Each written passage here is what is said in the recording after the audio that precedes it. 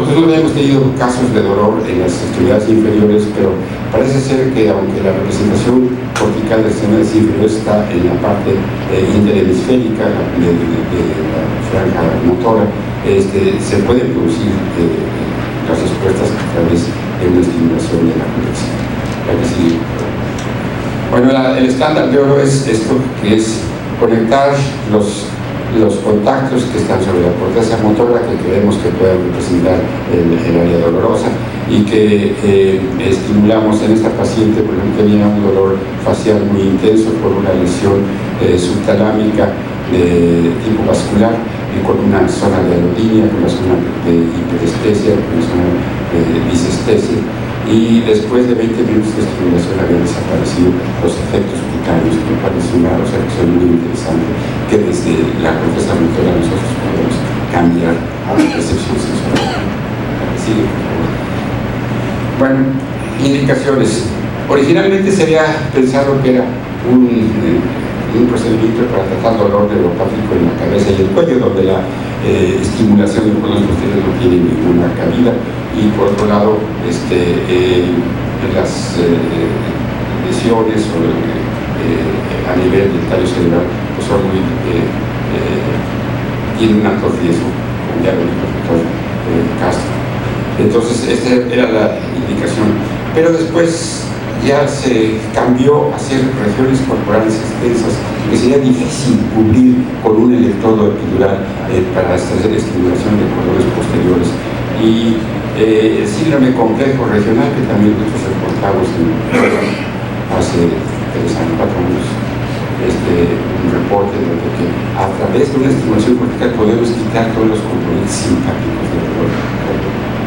Cosa muy interesante, suponemos o especulamos que sea a través de las astas intermedias que modifican las alteraciones simpáticas, porque cuando hay una denervación total de las áreas motoras y sensoriales, como la función completa del plexo, la estimulación cortical no tiene efecto. Esa es una complicación. Las neuralgias porcempéticas, donde las lesiones van más allá del ganglio del nervio, que va del sistema nervioso, también está identificado. Bueno, hay un grupo inicial de pacientes que tratamos, y como ustedes pueden ver, había de todo: neuralgias porcempéticas, infartos talámicos, abulsiones del plexo braquial moderadas, lesiones en el plexo braquial por otras causas como esta hemangioplasia,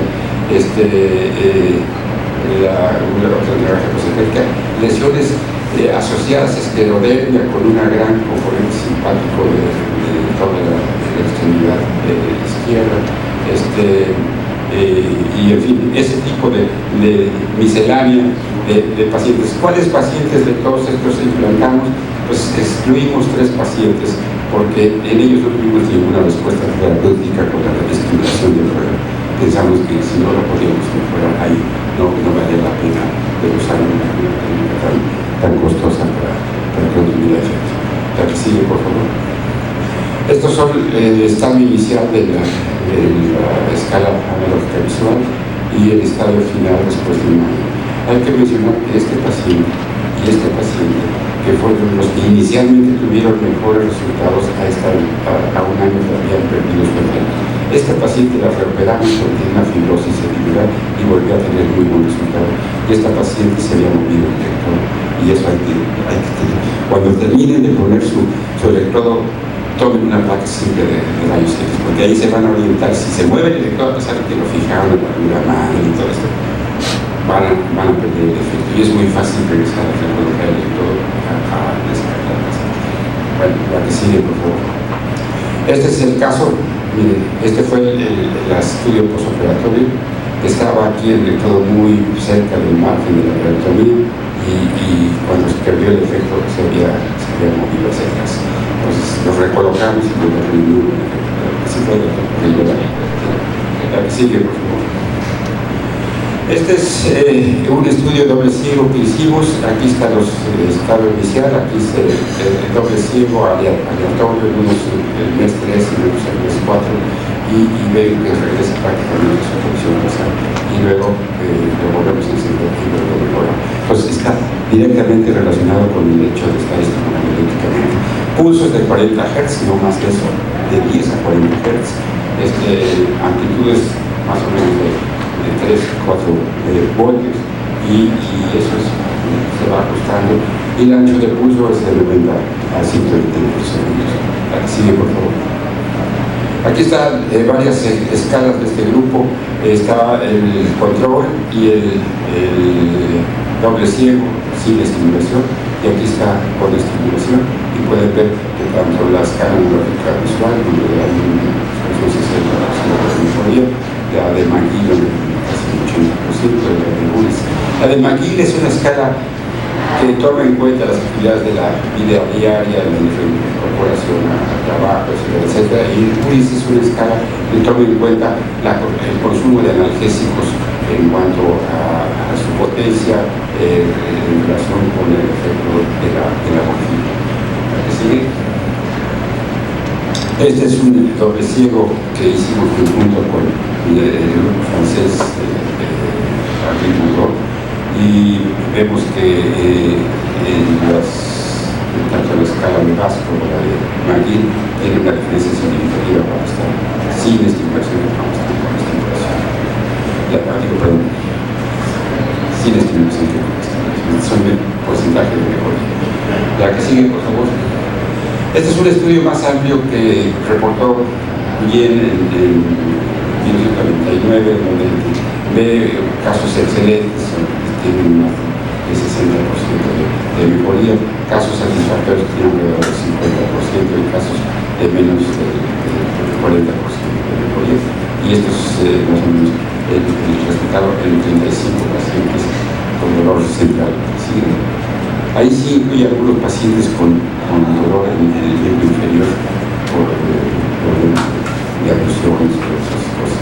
Este es un caso nada más para las cosas trigeminales que tienen un resultado algo mejor, pero pues no tan diferente que los otros casos. ¿Sí? Y la ablución del plexo. Aquí tienen menos buenos resultados que nosotros porque ellos meten a todos, a los que tienen la ablución completa y los que tienen más. ¿Sí? Este es un ejemplo de lo que pasa a una paciente con distrofia simpático refleja. Aquí se ve la gota de sudor, un cambio de coloración de la piel, edema, etc. Y esta es una obra después de empezar la estimulación. Se había cambiado totalmente el aspecto. ¿Sí? Este es un caso interesante de una ablución que fue completa para la mano y parcial para el brazo, y tenía dolor en todo el brazo, y el área de rodilla estaba en el.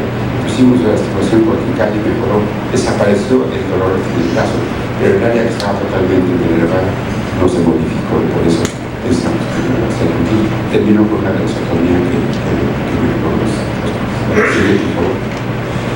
El doctor Castro ha estado estudiando el efecto pronóstico de la estimulación magnética transcranial para anticipar cuál va a ser el resultado de esta estimulación magnética. ¿Sí? Y bueno, esto se usa con son pulsos que da el estimulador que se encuentra en un lugar motor, cuando la estimulación empieza a producir sacudidas motoras, y se usa el 80% de esa amplitud del lugar motor a 3 Hz durante 10 minutos diarios, y se va viendo en una escala analógica visual qué tanto mejoró el dolor y sobre todo qué tanto tiempo duró el tiempo. Sigue, por favor. Entonces aquí pueden ver la disminución en 4 de los 5 casos que estudió él, y se ve que la disminución es muy importante con la estimulación magnética transcranial, y después se ve que hay una duración mayor en cuanto más días pasan de estimulación, y esto puede ser un buen pronóstico y obviar la prueba terapéutica que pues es la cosa. Sigue, por favor. En conclusión, la técnica es útil para el dolor crónico de cualquier etiología y en cualquier región. No es útil si hay diferenciación total motora sensitiva, que les pudo progresivo en relación a la memoria de la estimulación y la ejecución de la respuesta. Muchas gracias.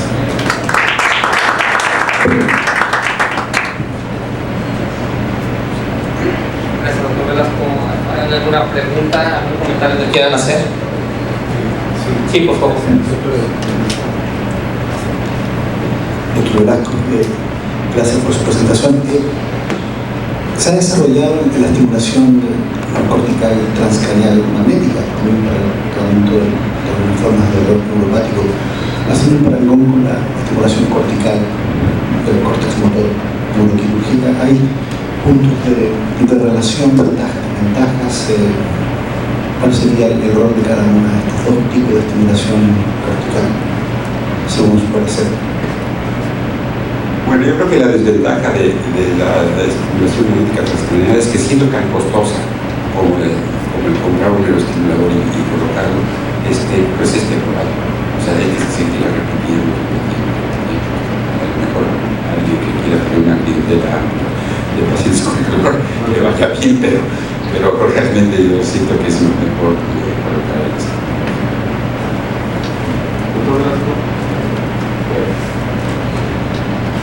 El uso de un sistema de navegación para la colocación del electrodo que tomaría el tiempo. Yo creo que, mire, el Henri Mondor hace el procedimiento de un solo tiempo. Toman sus placas, ponen su navegador, hacen la estimulación de prueba con el paciente por estrés local y ven que las respuestas motoras, la transición del potencial local, pero no tienen acceso a hacer una prueba terapéutica. Pues tal vez si nosotros podemos realmente confirmar que la estimulación magnética transcranial sustituye a la prueba terapéutica, podríamos obviar esos dos pasos, ¿no? Y hacerlo en un solo tiempo, que sería la ventaja. Como se ve, a veces la falta de recursos abren la inteligencia para buscar sustitutos, y nosotros hemos encontrado que la colocación de electrodos a través de referencias craneales, que es una técnica que no cuesta nada, y el hecho de poder hacer potenciales corticales están sustituyendo mucho esta cosa. Lo que no se podría hacer, por ejemplo, en esta cosa de hacer un solo tiempo, es seleccionar de todos los contactos que tienen efectos analíticos cuál es el que tiene mejor. Que yo creo que esa es una ventaja bastante importante, ¿no? Porque va a requerir menos cantidad de corrientes, ya con los recargados a lo mejor no importa, pero se agotaban los estimuladores a cierto tiempo y esto.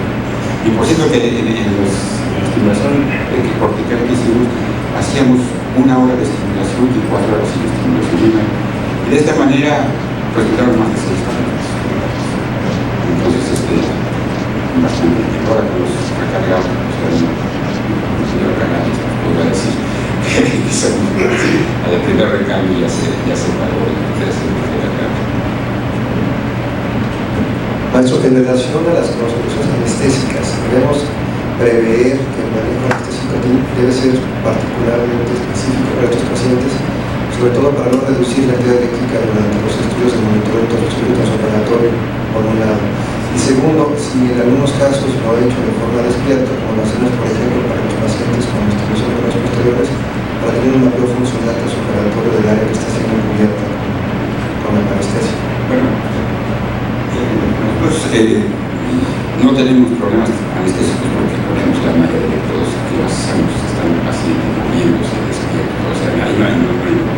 En París lo hacían primero con anestesia local y después cambiaron a anestesia general y así se fueron. Lo que sí les digo es que ellos tienen más fallas terapéuticas y eso es importante. Si nos preocupa gastar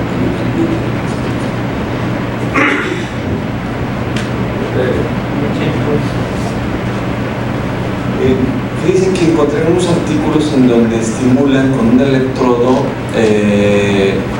parte de la cápsula interna. La pregunta es si hay una asociación entre estimulación de la corteza motora con estimulación del brazo anterior de la cápsula interna para dolor neuropático. No sé si existe la relación. Bueno, yo sé que se usa electrodos en el brazo posterior de la cápsula, ahí donde parte las fibras sensoriales del tálamo a la corteza primaria. Esa estimulación tiene la desventaja de que produce un estado de parestesia que la corteza motora. O sea, al contrario, la corteza motora quita los efectos estos molestos de la resistencia, la malolía y la hiperestesia, que esa es una gran ventaja. La del tálamo, tanto la mitral posterior medial como posterior como la cápsula interna, produce parestesia. Gracias, doctor Velasco. A continuación ya presentamos al doctor Marcos Babor. Le agradecemos nuevamente de haber venido desde Chile. Es un placer escucharlo, doctor. Es un experto también en cirugía de columna y bueno, pues nos va a platicar precisamente en este momento de este tema, del dolor y el tratamiento con minimización. Bueno, este es un tema que lo vamos a dejar un poco de lo logrado, pero que lo planteamos mucho dolor, que al final concluye que lo que tenemos que trabajar es los mexicanos, no en la columna fundamentalmente al dolor de la columna fallida. Entonces, bueno, todos saben la pedagogía del dolor de columna frecuente en todos lados, mayor causa de ausentismo laboral, gastos tremendos en prótesis y finalmente ahora hay casuística inmensa de bombas de dolor, de estimuladores, en realidad el gasto en columna Entonces, en realidad, esto es una cosa, esto podría ser conclusión, pero yo quiero partir con esto. En realidad, el manejo de la degenerativa del grupo lumbar, la enfermedad degenerativa del grupo lumbar, es el manejo del dolor de la columna. Por eso creo que todos estamos de acuerdo que si nosotros una columna degenerativa la mantenemos sin dolor, no hay problema. Pero hay que distinguir entre el dolor radicular irritativo o compresivo, ¿no es cierto?, y el dolor lesional, que es el dolor neuropático. Y eso a veces cuesta en gente que se la columna mencional o distinguir. El dolor neuropático se trata médicamente porque acá en general finalmente se puede proponer se puede estimular todo esto que hablamos que hay mucha gente que hace. Pero el dolor lumbar irritativo o compresivo se trata, como vamos a ver, es el punto que nos vamos a referir ahora, finalmente se proponen a veces cuando fallan las bombas de protección con medicamentos y diferentes marcas de medicamentos. Y el dolor mixto, en realidad, que hay cuadros irritativos con cuadros radiculares neuropáticos, en general se prefiere la bomba porque en realidad la morfina mata todo, por lo tanto se lleva. Pero yo pienso que en este gran saco del dolor hay muchas cosas antes que hacer, y eso es el tema de la el dolor lumbar, eso es lo que me refiero. Quiero que, ¿dónde aparece el dolor lumbar? ¿Qué duele? En realidad, duele los ligamentos, la faceta, forma gran parte del dolor lumbar, el hueso y la raíz finalmente. Las raíces que se comprimen de forma intermitente o están comprimidas, sí, no va a hablar del dolor, digamos, neuropático. Y también duele el disco. Un tiempo atrás que el disco no dolía, pero hay evidencias claras que el disco duele.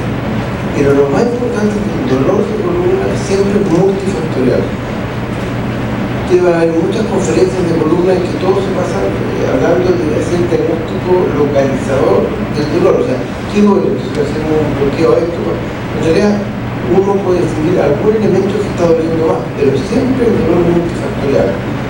Por ejemplo, el disco negro. Yo no creo mucho en el disco negro, yo creo más bien en la disfunción del disco negro que el dolor mismo del disco negro. Entonces, porque hay que pensar de esa forma. Entonces, ustedes ven en la zona de la unión, ¿no es cierto?, la unidad que digamos la unidad entre el disco y la pero que la unidad que nosotros manejamos, hay muchas cosas que pueden tener. Uno abordando, por ejemplo, el foramen puede intervenir en muchas de esas estructuras. hay muchos elementos que dolor. ¿Por qué duele? Es una cosa, otra gran pregunta. ¿Duele la columna del dolor axial, el dolor mecánico? Duele por el movimiento anormal y muere, y eso es por inflamación y compresiones intermitentes. Ahora, devuélvese esto junto. Cuando hay un disco anormal, o sea, degenerado, se produce un movimiento anormal que genera inflamación y finalmente la artrosis. El mayor generador de artrosis es el movimiento normal. Entonces, si uno cojea, va a tener una artrosis de cadera. Lo mismo en los discos. Y eso lleva a una inflamación crónica, a la artrosis, y la microinestabilidad va a llevar a compresión intermitente. Por ejemplo, una raíz comprimida que está estable se adapta y me duele. ¿Por qué duele la raíz? Porque siempre si se mueve, nunca se logra adaptar. Por lo tanto, en cada movimiento se produce inflamación y dolor.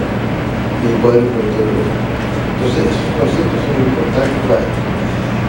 Entonces, si queremos hablar de dolor lumbar axial, tenemos que hablar del síndrome de microinestabilidad. Entonces, eso es fundamental. Por ejemplo, uno lleva una columna que falló, tiene una gran artrosis controlada pedicular. Eso es una bomba. Mira, puede que haga una esterilización anterior, porque me imagino que hay un distinto que hay. Basta con que ponga una esterilización anterior o unos tornillos posteriores y se acaba el dolor. Pero esos pacientes venían con una bomba de dolor. Entonces la microinestabilidad es un gran generador de artrosis, inflamación y dolor. Y creo que hay un poco acuerdo con este concepto, porque hay gente que tampoco cree en la microinestabilidad. Tal vez una anestesia, apenas ese disco que está inflamado, en extensión se extiende, en flexión se sepulta, pero un mínimo, hasta 2 milímetros. Eso basta para que genere dolor. Entonces, ¿por qué? El síndrome de microinestabilidad es la causa más frecuente de dolor lumbar en la columna degenerativa. Es un concepto controvertido porque hay falta de criterios clínicos y radiológicos claros. O sea, no hay una clínica clara de microinestabilidad y tampoco radiología que aclare. Es un móvil que parece que fuera, pero hay móvil que no duele. No existe una definición aceptable por desacuerdo conceptual entre los clínicos, los radiólogos y los bioingenieros. O sea, no se han puesto de acuerdo en qué es lo que es este síndrome, pero yo creo que es un síndrome eminentemente clínico. La definición de Algaven y otra gente que consideran microinestabilidad el movimiento anormal que a la larga menciona una restricción del movimiento fisiológico por dolor. Eso es el cuadro que lleva a una invalidez. Entonces, ¿cuál es el tratamiento? Bueno, ahora un poco de la base biomecánica, es lo que estamos hablando. El tratamiento siempre hay que meter un tratamiento médico y procedimiento mínimo invasivo, que tú habló algo, vamos a hablar de la esterilización quirúrgica mínimamente invasiva, que pueden ser de todo, en general voy a hablar por qué respetar para vertebral, la espinosa un poco y la esterilización facetaria y vamos a dar algunas conclusiones sobre este cuadro de dolor de la columna.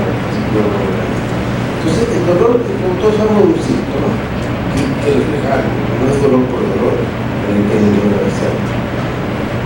Y puede ser con o sin compromiso radicular, pero sí, siempre tiene que tener un componente dinámico en la clínica. O sea, el paciente le duele con el movimiento, con alguna postura, al doblarse en la cama, no puede dormir porque el paciente tiene que tener siempre ese componente dinámico para llevar al cuadro de microinestabilidad. Y tenemos que tener claro un tema de la columna es inherentemente inestable porque es un órgano que se mueve, pero su integridad, de este sistema depende de una carga muy larga de su sistema neuroartromusculoesquelético. O sea, todo esto tiene que estar funcionando bien para que la columna no se mueva, pero en forma estable, no para la hoja, pero se mueva sin problema. Entonces tenemos que pasar por el complejo articular. Todos sabemos que el disco, el eje central, el que maneja sobre la fuerza, un disco sano, cuando lo ve, generalmente no da problema. cuando el disco por naturaleza se envejece, se deshidrata, pierde su función, empieza el problema. Ahora esto está determinado genéticamente, o sea, hay gente que tiene los discos que duran menos que otros. Pero en general, entre los 40 y 50 años empezamos, a los 30 años hacemos toda una resonancia y tenemos todos los discos negros. Pero a algunos les duele, a otros no les duele, la mayoría les duele. Y las articulares, ¿no es cierto?, son elementos posteriores que forman, digamos, esta unidad que estabilizan con menor fuerza el movimiento de este disco y mantienen el centro de gravedad y son grandes generadores de dolor, porque cuando el disco se altera se sobrecargan y duelen la articulares. Por eso los manejos facetarios a veces tienen en la primera etapa bastante utilidad en el manejo del dolor lumbar.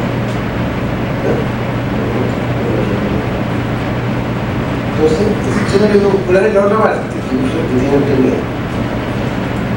Se contiene un sistema sensorio-motriz, tiene mecanismos reflejos diferentes que manejan los músculos paravertebrales y eso maneja la integridad del movimiento. Por eso cuando hacen grandes cirugías de columna y destruyen todo el puntero vertebral, la pueden dejar perfecta, pero queda el 60% de la cirugía por posterior queda con el movimiento, por disfunción del movimiento.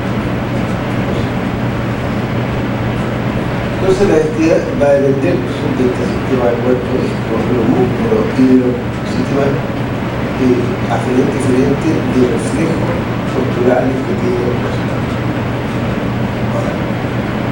Y lo mismo, en el fondo, quiero volver a hacer el camino que en el fondo el sistema neuromuscular es básico y no es respetado en la mayoría de las cirugías de columna. La cirugía de columna realmente es una bomba, hernia, pacificaciones, pero los músculos parece que, y los nervios. Eso. Ahora, el sistema de la degeneración natural, la enfermedad de columna no es una enfermedad, es un sistema. Primero parte por la degeneración fiscal. Ustedes ven que ahí aparecen los signos facetarios, las hernias, que son bastante manejables por mini alteración del segmento, pero después esto va empeorando con el tiempo y se producen alteraciones de las articulares, el disco se hace menos estable y se produce estenosis lateral dinámica con espondilolistesia, que son las que dan el dolor que estamos tratando. Y finalmente esto se expresa solo, porque la naturaleza es sabia y todo el aumento de la degeneración, la artrosis facetaria, del lucimiento del disco, lleva a una estenosis fija que caemos en otro tema grande que son las estenorragias degenerativas, que generalmente tampoco lumbago, pero vamos más bien con los intermitentes o dolores radiculares puntuales. En cambio, nosotros el tema nuestro está aquí, en la etapa media, donde el paciente tiene una estenosis de diferentes segmentos, o sea, diferentes zonas de la unidad dinámica. Primero una disfunción, después inestabilidad y al medio, y finalmente ya todo se atraviesa y ahí duele menos en la parte axial, pero sí duele menos los problemas de comunicación intermitente. Entonces, esto es natural, esto no es enfermedad, esto es lo que nos va a pasar a todos. Y el diagnóstico, ¿cómo llegamos al diagnóstico? Bueno, a mí me llegan los pacientes operados de un disco, y tienen, nosotros tenemos una unidad con la universidad, una unidad de columna, donde tenemos una reunión grande, cada 15 días donde vienen de todas partes, digamos, muestran casos complejos. O sea, viene gente de otros lugares que no saben qué hacer con el paciente y ahí llegan a ver qué podemos hacer con el paciente. Entonces, primero lo más importante es el diagnóstico clínico, y la imagen nos ayuda, pero no es fundamental. Siempre tiene que decir, bueno, yo tengo 5 pacientes con imagen no les duele nada, si usted le va a fijar a él. Bueno, porque hay que correlacionar con el problema. Por ejemplo, la radiografía dinámica es fundamental. Basta un bostezo, digamos, que la extensión se abre el disco más, se piensa hacia atrás y se abre más de la cuenta, una pequeña retroanterolistesis mínima para que luego, y eso se asocia, por ejemplo, a un móvil, se asocia a un dolor lumbar funcional, yo puedo pensar también un cuadro de inestabilidad de la inestabilidad.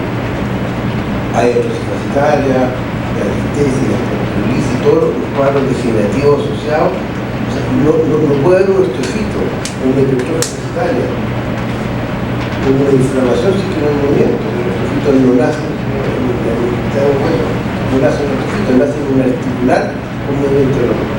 Son todos elementos indirectos que dicen que aquí hay algo que se está moviendo mal. Y después la estrella y todas las cosas.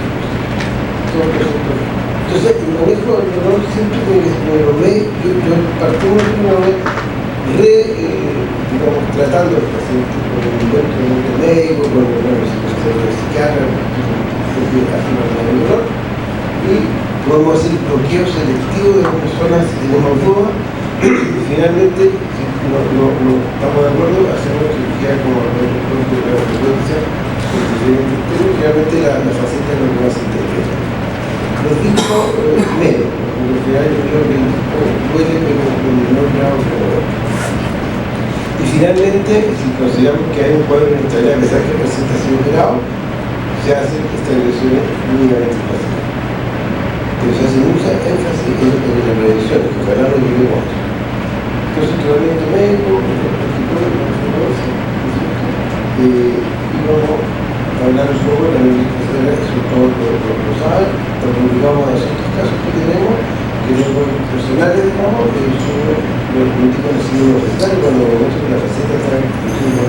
Y yo le advierto al paciente, eso es una parte del dolor, o sea, no probable, fue con 60-70% de su mejoría de la calidad de vida, y eso con terapia adecuada podemos mejorar algo. Realmente antes hacíamos los videos de muerte, ya con la experiencia nos soltamos etapa, que no haya una gran estabilidad y que no haya depresión. Lo importante aquí es que nosotros hacemos una estimulación, llegamos al tallo y después estimulamos el sentido motor, y solamente cuando no hay control, para no alterar la estimulación motora, solamente el tramo posterior medial que mencionamos. Y bastante agradecida con ese punto de entrada, el estimulo, y después hago estimulación motora antes de eso. Cuando no hay contractura para entregarle, no hay la relación, para mantener justamente el sistema muscular. Eso es la razón. Y cuando ya esta cosa, nosotros pensamos que hay un cuadro de inestabilidad, generalmente estas son las vías de estabilización de la columna para quitar el dolor. Por ejemplo, un paciente que puede venir a veces con una lesión larga posterior y todavía hay cuadro inflamatorio discal, yo hago una flexión anterior. ¿Por qué? Porque eso es muy importante.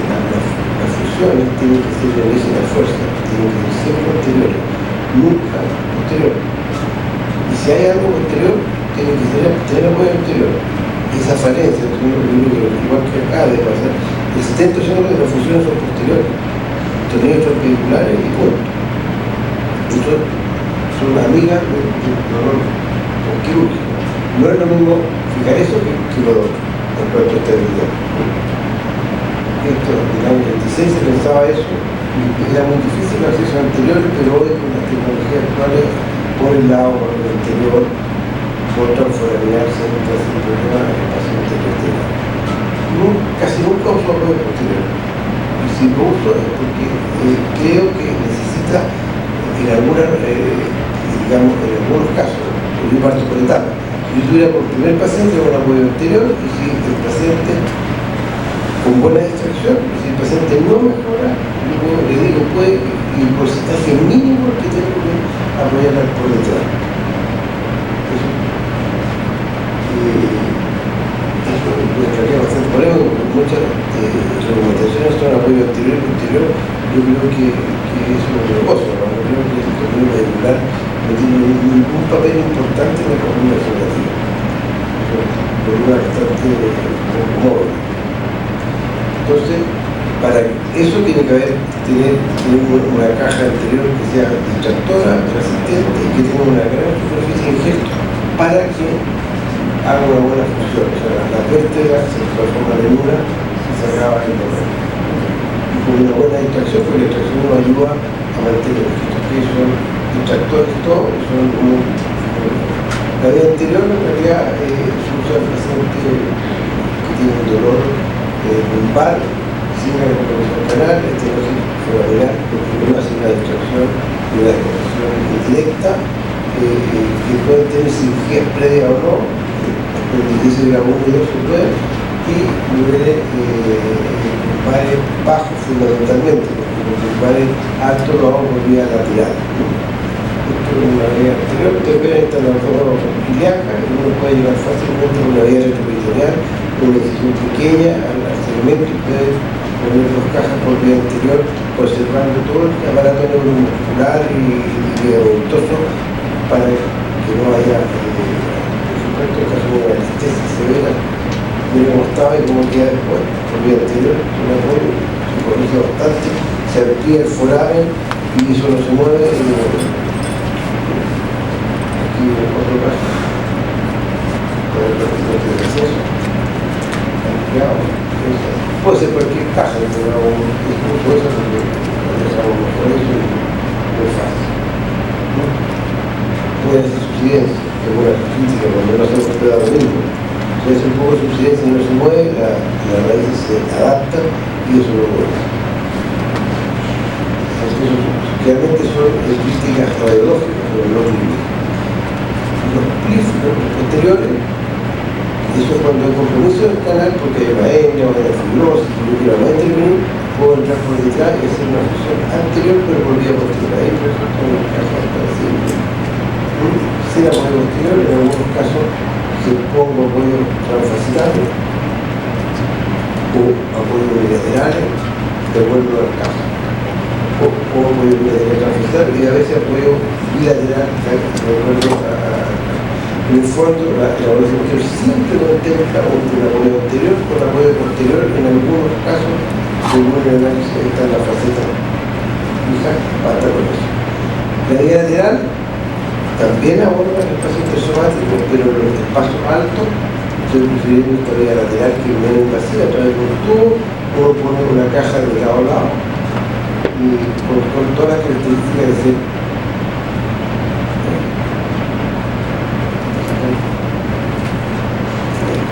¿ven? Eso estaba pequeño, tenía una inestabilidad, la frustración la tenía inflamación. Este fue el paso que lo operé de este mundo. Ahí se estaba poniendo y hice una caja, mira cómo recupera la textura sin apoyo posterior. Eso. Y vía percutánea, también existen cajas que se pueden poner a través de la piel por vía foraminal. Se usa en pacientes que no tengan gran compresión canal y se llama más bien dolor por inestabilidad. Y cuando usted se mira, usted ve como no entra por el lado. Cuando se San Francisco, la decisión esa, ¿verdad? A través de una punción. Y eso, esta paciente no tenía que ir, no podía dormir, y ella tenía una inestabilidad, una interflexión. La intención, eso basta para ver con esa dolor, pero yo pensar que es débil el dolor, aunque no aparecía otra cosa. Una caja bilateral y lo presente a los 2 días la estaba muy bien. Esto más o menos la columna, pero mucha gente que hace dolores de columna y en realidad esto, si el paciente tiene, aquí están las recomendaciones, en el fondo son técnicas, no a todos les interesa, pero en el fondo cuando hago el día anterior, cuando el canal no está comprometido, uso ALIF, o sea, el día anterior, el procedimiento en el ciclo seguro y transua en lo más alto. Y cuando el canal está comprometido porque hay residuos herniaria o fibrosis, hago vía posterior a cualquier nivel. Si el muro posterior está intacto, lo hago sin apoyo posterior.